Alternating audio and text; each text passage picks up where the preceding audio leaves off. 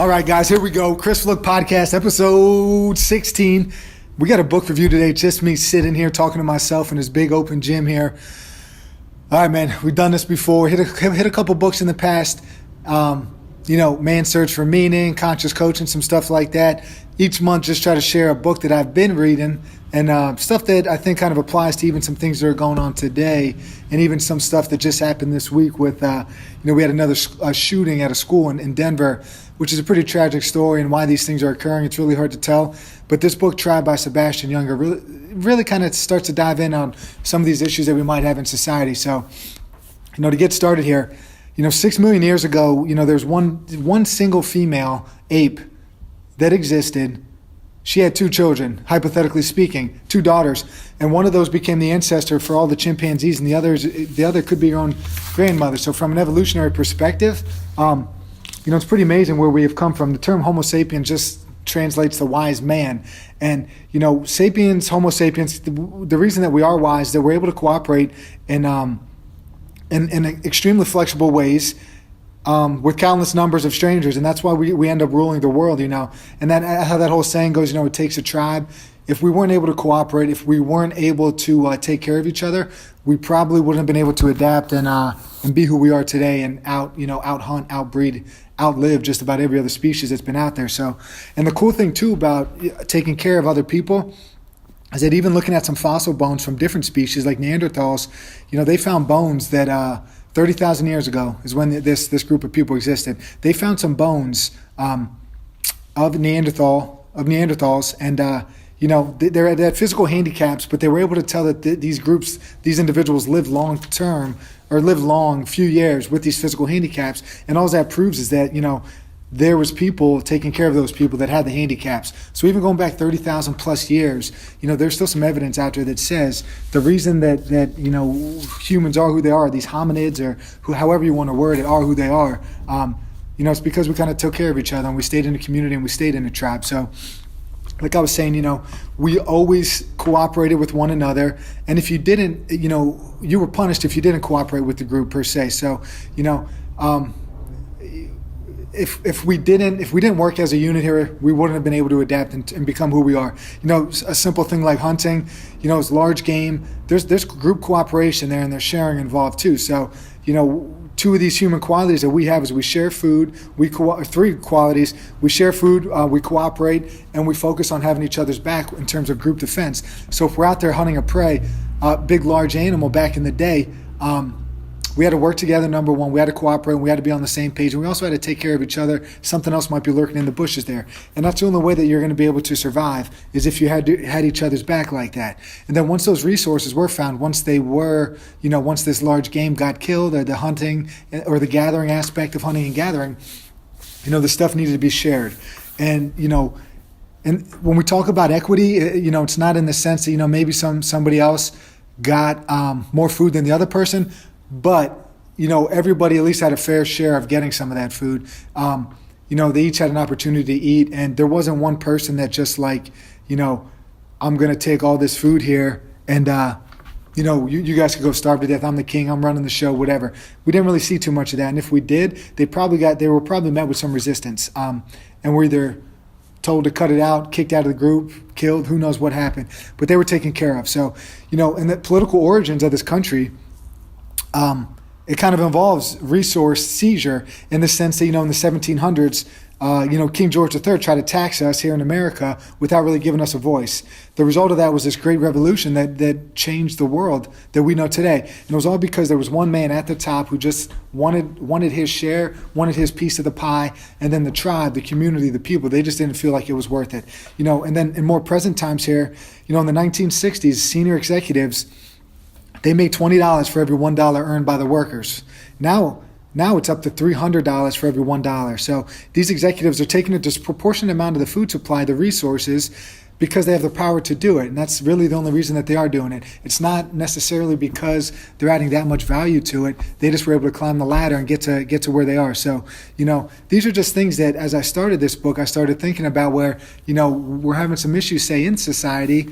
And, where does all this stuff stem from? Our whole background in this country is to kind of have a voice, stay together, stay tight-knit, and be heard. And, I think we're kind of losing that a little bit now. So, when we talk about society, we're talking about the 1700s. Thomas Paine said both the most affluent and the most miserable of the human race are to be found in the countries that are called civilized. This was in the 1700s. Imagine what he would say today, if he saw America and, all of the things that we have, all these opportunities that we have to work, to buy things, all this other stuff. Looks like we'd be the happiest people in the world, but we're not. And, we're miserable for the most part. There's a lot of people out there that are just suffering when they shouldn't be suffering. So that being said, as human beings, we don't mind a little bit of hardship, but we do struggle when we don't feel like we're necessary, like we're not a part of like we're not a part of society, we're not a part of the group. And unfortunately, this society that we're living in is doing an incredible job and has perfected the art of making people feel like they're not necessary. Even going back in the days in the 1700s, again, the frontier wars in our state here where I live in Pennsylvania and some of these areas that are close by, some of these natives got fed up and they started overthrowing these forts. The English decided, hey, it's time for us to respond. They did it in a slow manner. They just went fort to fort, pretty much massacring, taking people captive, and returning some of these people that were captured by the Indians to their English families. Some of these people that lived with the Indians, they were even too young that they didn't even know what their, Christian English name was. There was grief, confusion, anguish. Some English settlers, they ended up marrying, intermingling with the Indians. They have children with these people, and they were just ripped from their families and then taken back to their real families, is what the English thought that they were. And the reluctance was there. They didn't want to leave their new adopted tribe, which started leading people to think about, what is wrong with Western society if these people want to stay in this tribal society. So, back then, during those times, or probably even now, the emigration always went from the civilized world to the tribal world. And there must be something to be said about that bond that was created with these tribes. And, with these tribes, Indian society was essentially classless and egalitarian. They have a quote from one woman who decided to stay, and she was just like, here I have no master. Everybody's got a voice, everybody's valued, and their opinion matters. And then the tribe also kind of promoted loyalty and courage along all these other virtues. So, during this time period, this is in the 1700s, we were starting to see that, maybe this Western society, this civilized society might not be the best thing because, we've never, we don't have a lot of examples of people that were, part of these tribes, Native American, Aborigines, whatever you want to call them, deciding I'm going to leave here and going to the other side. It always appeared to seem the Europeans wanted to leave. They would run away with the Indians and, make a family there, live a more simple life, and just kind of enjoy their time on this earth a little bit more. So, and part of the reason too, I think, is like with affluence and urbanization, with more stuff we have, you're going to have more choices. So with those tribes, everybody's kind of working towards one common goal. There's not a lot of choices. We need to hunt to survive. We need to take care of each other, things like that. But then when we get into these society, you have all these options where I could stand out a little bit by the things that I buy, the clothes that I wear, the things that I say. So it diminishes the group a little bit in the sense that I am trying to be a little bit different. I am trying to stand out, and we lose a little bit of that. The common good kind of disappears when people try to stand out and do certain things. So, that's one thing that could have potentially caused some issues. And then now, as we fast forward a little bit here, present-day America, we're the most affluent we've ever been, more urban than we've ever been, but we've also been more depressed than we've ever been. I mean, 8 times as likely, you're 8 times more likely to be depressed in America than in some of these other societies that are out there. In our world here in America, we value extrinsic things over the intrinsic. We walk around, we're overfed because we eat too much. We're malnourished because we eat too much junk. We're sedentary because we work too much. We're not getting sunlight because we work too much or we stay inside. We're sleep deprived because, we might work too much. We're super competitive. Inequity's out there everywhere. We talked about the executives already, and we feel socially isolated. So we live in a world here where, there's people all around us, but yet we still feel lonely and we still feel isolated. And it's odd that's just the way that things are. You could walk around, you could be among people all day, every day, but and be with them all the time, and they could still feel like a complete stranger to you, or you could feel like a complete stranger to them. You could be surrounded and still be lonely. It's a crazy thing that somehow happened in this affluent. It's like one of those, diseases of civilization. It has been like mental health issues and depression. So anyway, we always have the ability to, we have the strong military, we could defend against every external enemy, but we remain super vulnerable to our enemies at home, whether it's our enemies inside our own brain, our enemies that are in our own circle, or even those enemies that, like I brought up earlier, with the case of those rampage shootings, some of these, there could be one lone madman out there in your midst and you wouldn't even know it. That's where we're most vulnerable. It's not these external things, it's the stuff from within here. And it's us, it's us fellow Americans that are kind of causing it.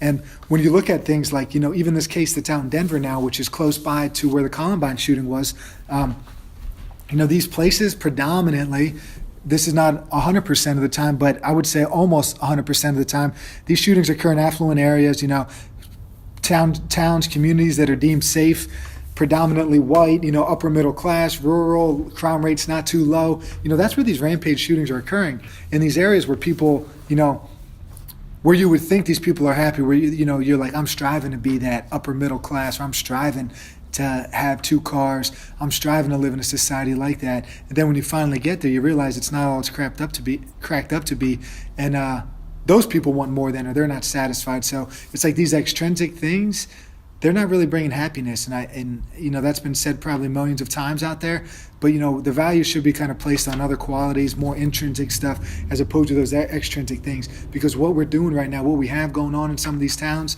is no good. So, and another thing too with that is, like we were talking about separating yourself from the pack, it's like, if you want to make a society work, you should focus on the things that you share with other people, not the stuff that makes you different. So, such a spectrum of political stuff. It's black, it's white. There's no real gray area. It's like, why can't, I was just listening to C.T. Fletcher on Joe Rogan's podcast. He's like, why can't you be a Christian and support Muslims?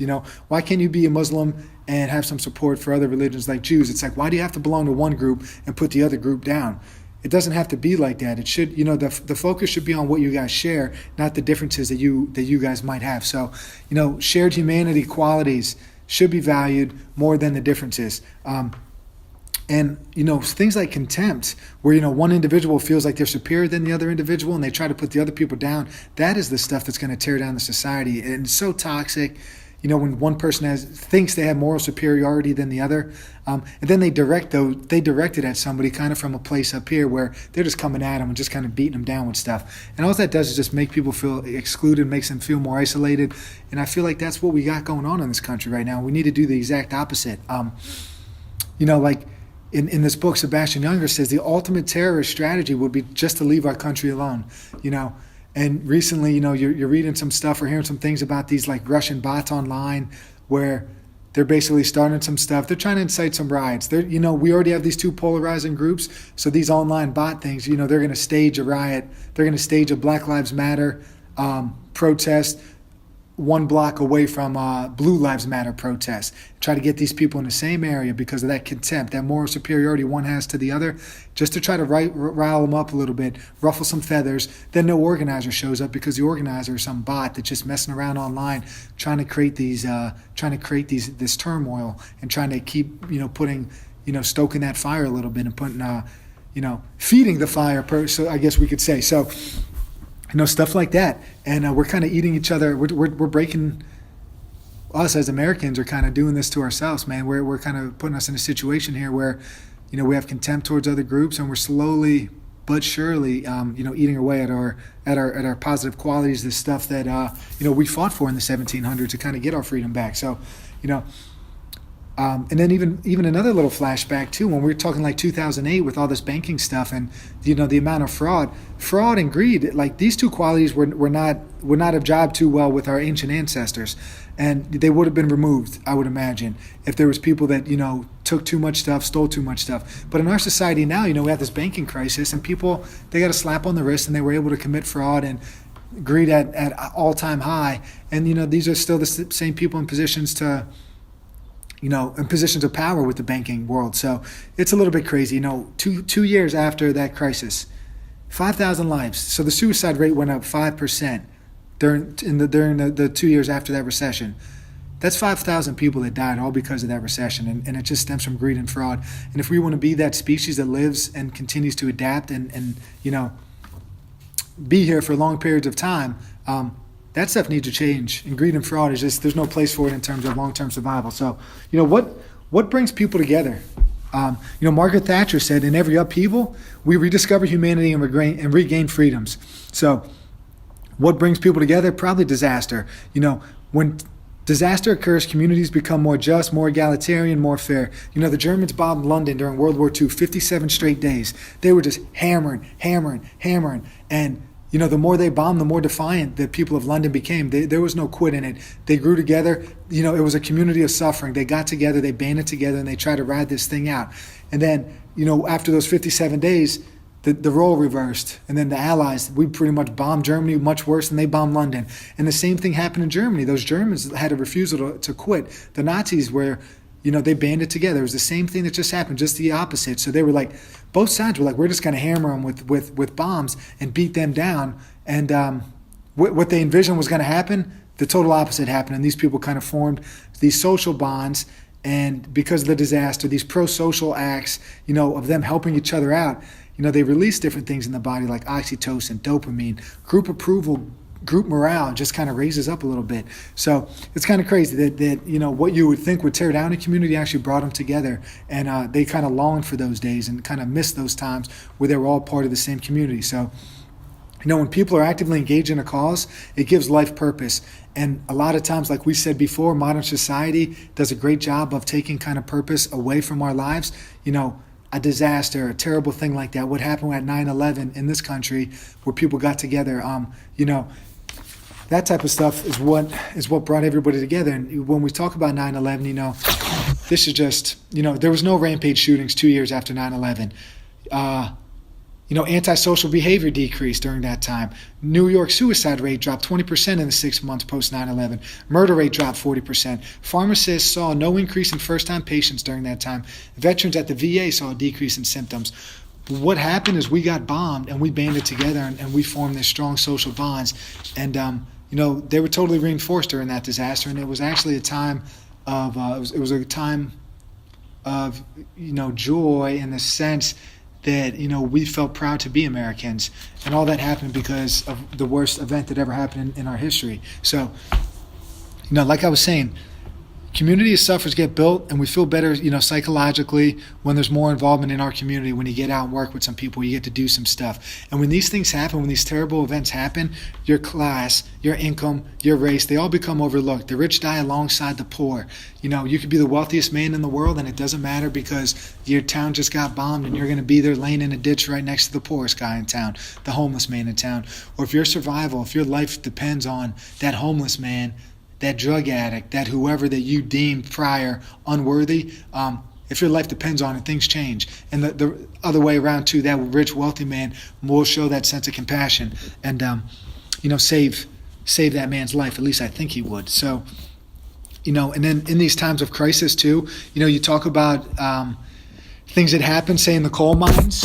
Let's say one of these mine shafts collapse, right? So typically, women display more moral courage. So like we were talking about with World War II, more women would take chances and kind of say, hide Jewish, Jewish people basically in their house.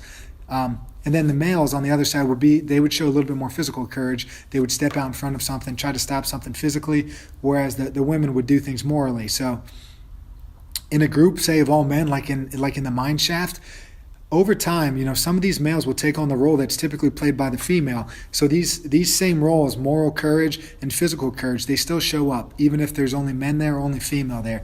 If it's all women, it's like some of these women are going to step up and take a chance physically that is not typically done in a traditional sense by a female.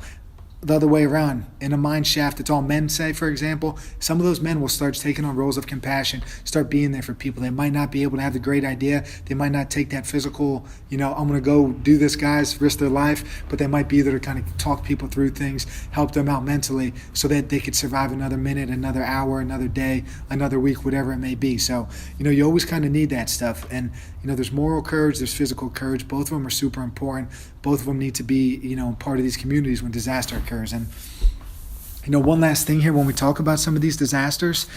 Sebastian Junger, he had PTSD because he was a wartime reporter. So he would go into these places. He was in Sarajevo when these places got bombed and there was all kinds of carnage going on. He was in these war zones. And, he went back 20 years later and he met with some of the people. And the crazy part, the messed up thing about all of it is that the people longed for those days. They longed for the conflict because of the sense of pride that they had, that feeling of community. And all of those acts that they did, like there's nothing better than that feeling that they got by helping out another individual survive. So it's a messed up place we live in if somebody's missing war, and unfortunately that's kind of where we're at right now. So like I said, though, with Sebastian here, now I'm no expert on PTSD or anything like that. He dove into this topic because he suffered from it. He came home from one of these trips and was down in a subway, and he just totally freaked out, right? So, where does this stuff stem from? We talked about, adapting, and we talked about evolutionary stuff. And in the short term, PTSD is kind of a survival learning mechanism in the sense that, let's say somebody in your tribe just got eaten by a lion, right? So for the next few nights, you're going to be a little bit more vigilant. You're going to probably avoid some situations that you can't control. You're going to watch your back a little bit more. You might react to strange noises in a different way. You're probably going to sleep a little lighter. You might have some flashbacks. You're probably going to be angry that you lost a part of your tribe. You might even be depressed, and all these other feelings you might be feeling. All of these things serve a purpose in the short term when we're looking at evolution. But once this stuff sticks around and starts getting into our normal everyday life, once we get out of that war zone, that's when when the prolonged PTSD is when we're going to get ourselves into some trouble here. And a person's chances of getting PTSD are greatly influenced by their early life and their experiences before war. So wartime stuff is obviously terrible, but if somebody had a tough upbringing, this could lead to some anxiety disorders, and some of these anxiety disorders could then feed into PTSD as they get older. So but unfortunately, too, on the flip side, one of these ways that people can get out of these terrible upbringings is to go join the military, because then they could get away from home and go do their thing and kind of forget about it. So it's kind of like, one thing feeds the other thing, kind of totally indirectly, where some people are looking for an out, but those are the people that are potentially more vulnerable to having some long-term psychological effects like PTSD. So, when we talk about the early life, had a baby my girlfriend had a baby, all right, 14 months ago, all right? We got a little daughter. She's awesome. And, when we started looking into research and some of this stuff, and the book Tribe talks about it, Sebastian Junger talks about things in like hunter-gatherer societies where, babies are carried 90% of the time, and touch is super important. Then he talks about Harlow did this study with rhesus monkeys, and I think this was in the 60s or 70s. So these baby monkeys were born. They were taken from their mothers, and they were given two different moms in a cage. One was a cuddly mom that did not have nourishment. The other one was a wire mesh mom that had nourishment. So the babies would go to the mom, the wire mesh mom, for the nourishment, but then they would go back and snuggle with the cuddly mom. And at the end of all this, it just kind of showed, and what they were trying to prove here is that there's more than just nourishment that helps. That feeds into the development of a baby and of a child, and that this touch and closeness is super important and super vital. So basically, it is way too early to tell, but reading stuff like this and diving into this other book, it kind of got me thinking about how we're going to raise our daughter. And we're like, I probably hold her a little bit too much. I don't let her explore things on her feet as much as I want to, but sometimes I haven't seen her all day and I just want to kind of hold her. And we do things like we co-sleep. So the baby's in the room with us. We didn't put her in a dark room all by herself. I don't even want to be in a dark room by myself sometimes, let alone if I was like 8 months, 9 months, 10 months old. And, part of that, there's a lot of talk about self-soothing and things of that nature. But, I think for right now at her age, what we're trying to do is we're going to be the people that soothe her, and eventually she's going to grow out of it. We didn't want her to go to, objects like a stuffed animal, say, that she's going to carry around for the next 20 years for soothing. So, and then even looking back in the 1980s compared to now, it's totally, they're starting to kind of flip it again. So, we have the hunter-gatherers. We have early society where, there was a lot more touch going on. Then in the 80s and beyond, 85 to 95% of babies slept alone. They thought it was normal to do that. It was the right thing to do for the child, self-soothing, child's building coping mechanisms, just like that. But now at the hospitals, what they're telling you is kind of keep them in the room with you. lower chances of SIDS happening, things of that nature. So there's slowly been a shift, slow reversal coming back towards, more touch, more caring, more attention maybe for the babies than what was recommended in the last 10, 20, 30 years. So I think that's important. And I just wanted to kind of touch on that part of it because, maybe it starts that young with people when we're talking about anxiety disorders. And, it might not be because you have your 7-year-old, they might not develop it at 7. They might have missed something growing up. So, when we look at things like anxiety and PTSD, and if one thing feeds into the other, maybe we even have to roll the clock back all the way to when you first have this child and, just see how they were cared for and see if there was something that happened early on that could have created the person who they are as an 8-year-old, 10-year-old, 12-year-old, 20-year-old, whatever. So, so that being said, getting back to the PTSD thing now, it's 20. Basically, 20% of the people, they fail to overcome the trauma that is brought on by war. So, we're beyond the anxiety disorders. Now we're back home here. We're on our own soil. Things should be great, and they're not for a lot of these guys that come home or women that come home. And the weird part of it all is that, American soldiers and British soldiers could be in combat together, but the American soldier suffers PTSD at around twice the rate of the British soldier. Now, you think these two societies are pretty comparable and even, but there's some sort of disconnect there where, me and my British buddy over here could be in the same battle, and I'm going to come home and be twice as likely to develop PTSD symptoms. Something is wrong with home, if you ask me, if that's the case. And, when it comes down to it, there's only 10% of soldiers that see combat, but there's more than 10% of people getting treated for PTSD. So, even for those that didn't see combat, there's more danger somewhere out there than, direct exposure to war. And, one thing of it too now is that you no longer have to cite any specific issue or reason or incident that you think brought on the PTSD. So you're able to go talk to somebody. And maybe if you had some psychological issues before you joined the military, you might be getting treated for something like PTSD because you don't have to go into too much detail with it. Now they'll just treat the symptoms or treat whatever you have going on.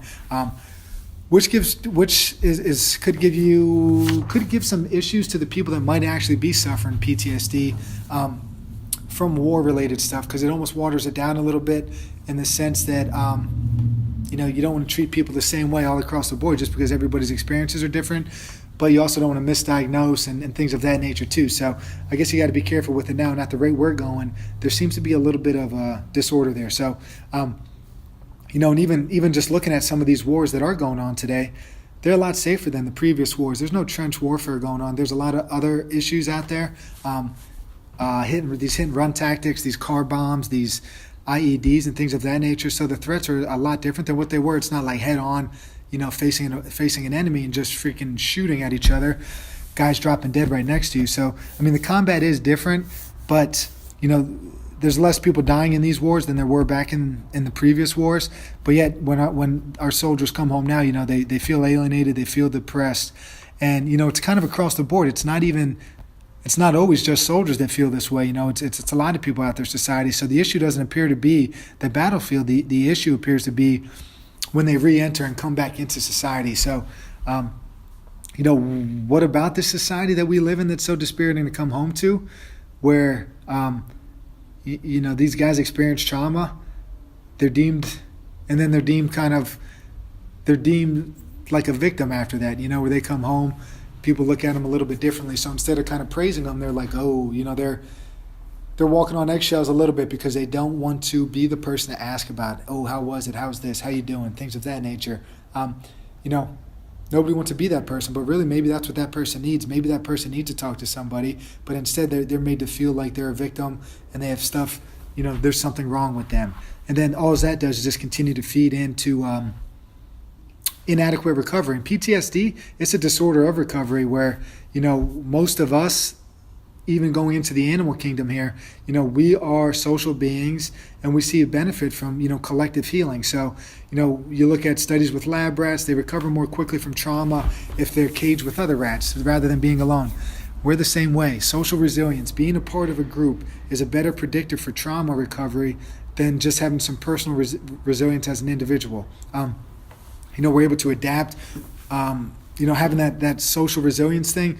we're able to adapt as a group, we're able to reorganize, and we're able to grow in response to it. So instead of walking on eggshells around these people, maybe we just need to go say hi to somebody that's suffering, in it, not on top of the mental health situation or on top of the PTSD, just mental health situation all around. If somebody is depressed, somebody's down in the dumps, we shouldn't be avoiding that person. Maybe we should go say hi to that person. Maybe we should try to cheer them up, crack a joke, just let them know that there's people out there that are there for them, and there is a community there, and that they can take advantage of that community and be an active member of that community, and nobody's going to judge you. You just got to kind of take that first step and get going with it. So, if we don't develop a way here in this country to kind of confront these emotional consequences, we're all going to be crushed here as humans, and especially with the veterans. So these men and women they're willing to die for the country, but they're not really sure how to live in our country or live for the country once they come home. And it's more, I think it's more than just having your "I support the troops" banner. It's like maybe going to a Veterans Day ceremony, maybe inviting them to come talk to somebody, talk to a group, talk to your kids, talk to a team you coach, things of that nature. Getting them out there, getting them talking about their experiences, getting them talk about the lessons they learned in leadership and companionship and brotherhood and sisterhood and all that good stuff. I think that's kind of what's going to help kind of bring the morale up with people. So, one thing I did want to bring up is in this book here, Marblehead, Massachusetts, 2015, in Veterans Day, they did something pretty cool, and they did kind of what I said they did. They used town hall to speak freely. Some people showed up, some veterans that is, came in there and they spoke their minds, whether it was happy, sad, angry, crying, yelling, laughing.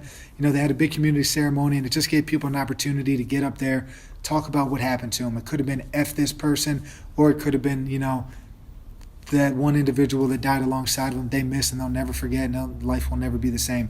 But what it did is it gave some people it allowed them to reevaluate some of their experiences with their peers, with their family, with loved ones. Sometimes the loved ones don't even know what goes on in their world. So, just because they don't want to share, they keep it to themselves. So, it's important to give them an outlet, give them an area, a community outlet post, or an opportunity just to speak their mind and tell us. And one of the vets that they talked about there is, that's when I began to heal, when I let go of the anger inside me. And a lot of stuff too, we talked about losing loved ones and stuff on this podcast. That's always, you talk to people that, they try to give you some advice and some wise words. And that's always, that always seems to be the answer. It's like once you're going to heal when you let go of that anger, that, guilty feeling that you have inside of you. And the best way to do it is just to kind of talk about it and share. There's other people out there that are going through the same stuff you are, so don't think you're the only one. Find a peer, find a group, find somebody. Just bring it up to a loved one day. They're not going to judge you. If they truly love you, they're going to be there for you. So, so that's that there. Now, and then, alongside of that then, right? So, these guys, these men, these women, they're able to, they fight for the country, but they don't know how to live for it.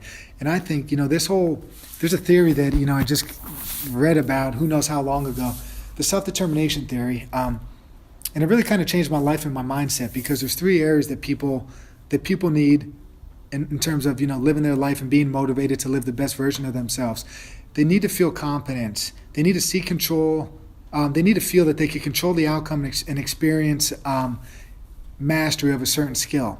Like, they just need to feel that they're capable of doing a certain skill and getting really good at it, being competent at stuff, whether it's in relationships, whether it's at your job, whether it's in a sport you play, whether it's in the weight room, whether it's helping out a neighbor. They just need to feel that they're capable of doing it. The second thing is connection. What this whole podcast has been about is about connecting with community. It's interacting for others. It's caring for others. Some of the best stuff that I've done here, and it took me 8, 9, 10 years now of doing my job, is actually doing stuff out in the community where I'm working with youth programs. I'm sponsoring a T-ball team right now. Those are the things that are cool, and, they make a difference. And, I never thought about it ever. But, you get messages like sponsorships are what keeps these youth organizations, these little league things going. And, maybe it was selfish of me before to not really realize that, but every dollar that comes in, they need that to give these kids opportunities to play games and have fun. And, things are getting cut in our early childhood. Phys ed's not the same anymore. Kids are, involved in so many more activities. There's a more emphasis on, studying and the textbooks and taking these standardized tests, that they're not really out there playing. And I think it's super important to feel connected to your community, care for your community, and care for the youth of the community, because that's going to be the future of the community. So That's the second part. The third part is autonomy, where, we want to be in control of our own life and have the power to make decisions. Like that woman said in the 1700s, here I have no master, when she was working with the tribe. She was in control of her day-to-day activities. What did she have to do to survive? She had to eat. She probably had to be clothed. If she had a child, she took care of that child, and she took care of the other people in her tribe. Like that was what she had to do. Now, it's different. We have so much stuff going on. We work for other people. We feel sometimes when some people you talk to, they're in a relationship, they feel stuck in that relationship. They feel stuck in a job. They feel stuck in a marriage. They feel, stuck everywhere, stuck in a home that they can't afford. They don't feel like they're in control, and that just kind of wears you down mentally. And over time, that stuff just keeps beating you down, and you get to that point where your morale, your own mental health state is slowly dwindling away. So, the three things that are super important. You want to feel that you're competent, or you have the ability to master a certain skill. You want to feel connected, and you want to feel like there's some autonomy in your life where you have control.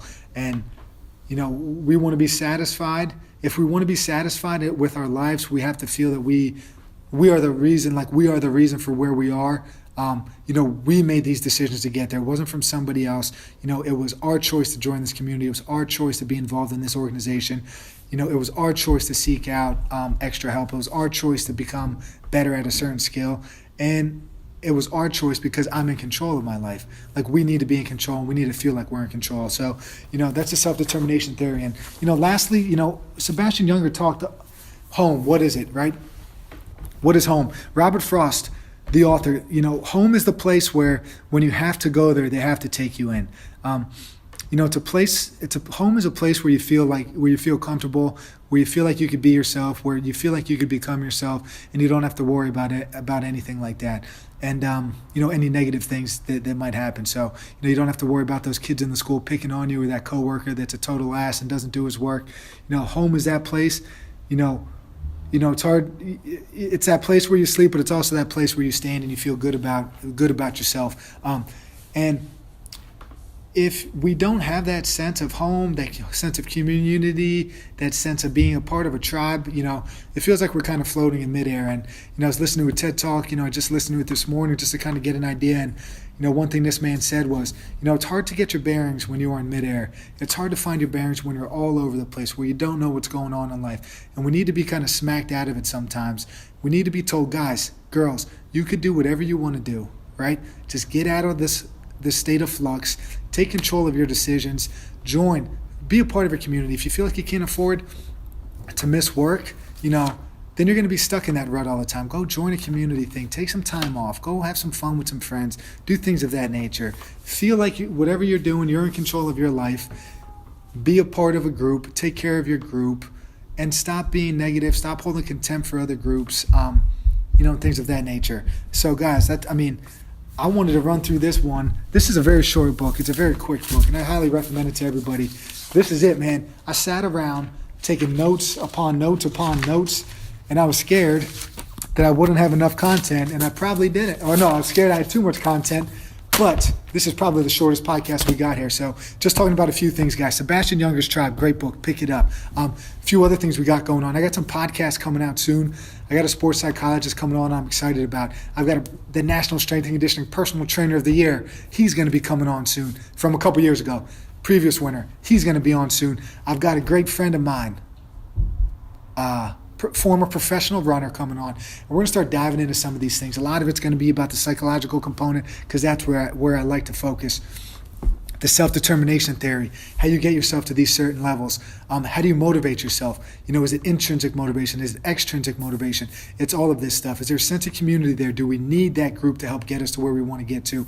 Or are we going to be take that lone wolf approach and just keep banging your head off the wall and trying to get to where you want to get to? So, I'm pretty excited about where this stuff's going. The podcast is out. We're hitting this stuff every week, guys.